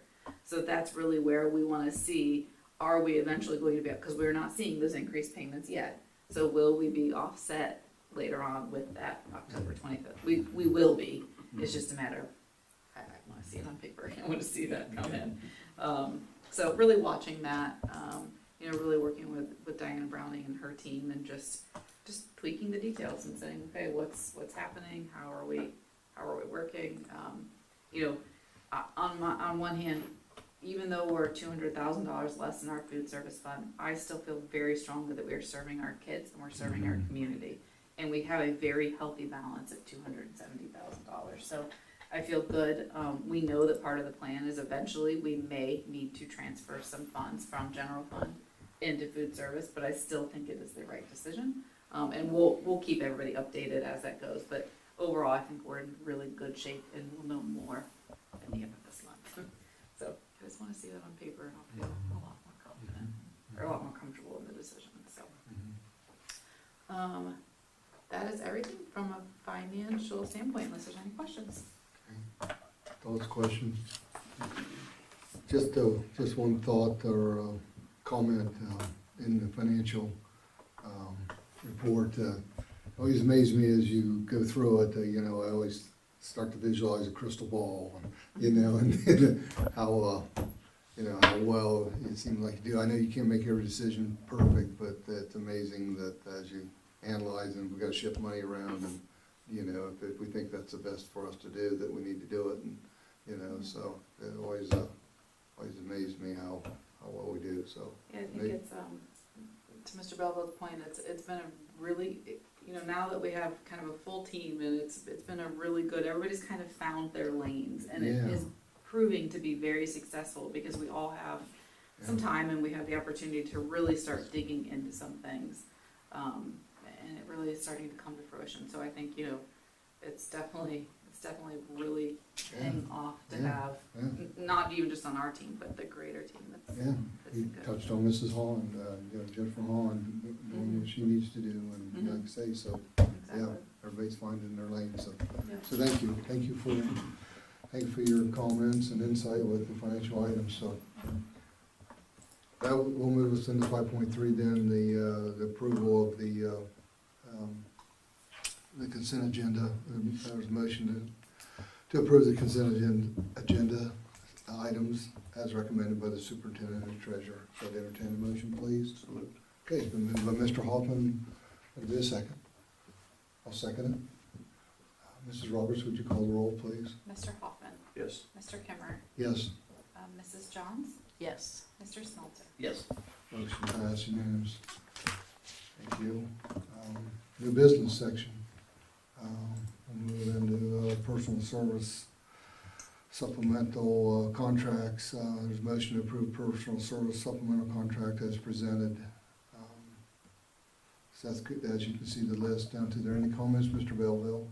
These are our winter sports coaches, and you love seeing out, you know, step 9, step 27, step 8, step 26, step 24. Like, Wow. there's a lot of experience there. Longevity. Coaches that are coming back year after year after year, and that provides stability for all the programs, and that's a good thing. So really, really excited to bring this group of coaches before the board tonight. Okay. Any thoughts, comments? Mr. Belleville? All right. Entertain a motion to approve the personal service supplemental contracts as presented. Been moved by Mr. Smeltzer. Is there a second? One second. Second by Mrs. Johns. Mrs. Roberts, would you call the roll, please? Mr. Smelter. Yes. Mrs. Johns. Yes. Mr. Hoffman. Yes. Mr. Kimmer. Yes. Motion passed unanimously. 6.2, personal service supplemental contract. This is a motion to approve a personal service contract for Mr. Trent Johns as a reserve basketball boys group 4, step 6. Any thoughts, questions? If not, entertain a motion to approve. So moved. Been moved by Mr. Hoffman, Second. second by Mr. Smeltzer. Mrs. Roberts, would you call the roll, please? Mr. Hoffman. Yes. Mr. Smelter. Yes. Mr. Kimmer. Yes. Mrs. Johns. Abstain. Okay. Board members passed, with Mrs. Johns abstaining, so motion passed. Okay, we'll move on to 6.3, volunteers. Motion to approve the volunteers as presented. Board members, you can see the 1 through 5. Any thoughts, comments, Mr. Belleville? Just want to say how much we appreciate the folks who volunteer. It Okay. is a lot that goes into that. Thank you, sir, for your comments and your thoughts, questions. Not an entertain a motion to approve the volunteers as presented. So moved. Been moved by Mrs. Johns. I'll second that. Mrs. Roberts, would you call the roll, please? Mrs. Johns, Yes. Mr. Kimmer, Yes. Mr. Hoffman, Yes. Mr. Smelter. Yes. Motion passed unanimously. 6.4, the substitute teacher list. As you can see, the list before us, board members are, any thoughts, questions, any comments from Mr. Belleville with that list? September list came in right after our last board meeting, so that's why we have both lists on there this month. Okay. All right. Thank you, sir. Everything we good? Yep. The substitutes? Yeah, actually, have a healthy list of substitutes, and, we're getting better coverage this year, so it's encouraging. That's good to hear. Good question. Any other thoughts, questions, comments? If not, I'd entertain a motion to approve the substitute teacher list of September and October as presented. So, Been moved by Mr. Smeltzer. Would it be a second? I'll second. Second by Mr. Hoffman. Mrs. Roberts, would you call the roll, please? Mr. Smelter. yes. Mr. Hoffman, Yes. Mrs. Johns, Yes. Mr. Kimmer. Yes, motion passed unanimously. 6.5, educational trip. There's a motion on the floor to approve Crystal Zwick to take the DECA students to DECA Day at Columbus Blue Jackets Nationwide Arena, October 28th, 2024. Mr. Belleville, please. On the consent agenda, that was for the students to take the field trip. This is to allow Ms. Swick to use a professional day to take the students for the field trip. So that's why you see it on there twice. Okay. Any other thoughts, questions? If not, I'd entertain a motion to approve the Mrs. Swick and the DECA students. So moved. Been moved by Mrs. Jones. I'll second that. Mrs. Roberts, would you call the roll, please? Mrs. Johns, Yes. Mr. Kimmer, Yes, Mr. Hoffman, Yes. Mr. Smelter. Yes. motion passed unanimously. 6.6, agreement with Zane State College. There was a motion to approve the clinical affiliation agreement with Zane State College to host an occupational therapy assistant for student teaching. Any comments with that? For Mr. Stadio, Mr. Belleville? Okay. Any thoughts, questions from board members? No, I'd entertain a motion to approve. So, Been moved by Mr. Hoffman, would there be a second? Second. Second by Mr. Smelter. Mrs. Roberts, call the roll, please. Mr. Hoffman, yes. Mr. Smelter. Yes. Mrs. Johns, Yes. Mr. Kimmer. Yes, motion passed unanimously. 6.7, Meta Utility Resolution. There's a motion on the floor to approve the resolution for 2004-2005 authorization Meta to issue the RFP for the purchase of competitive retail electrical services as presented.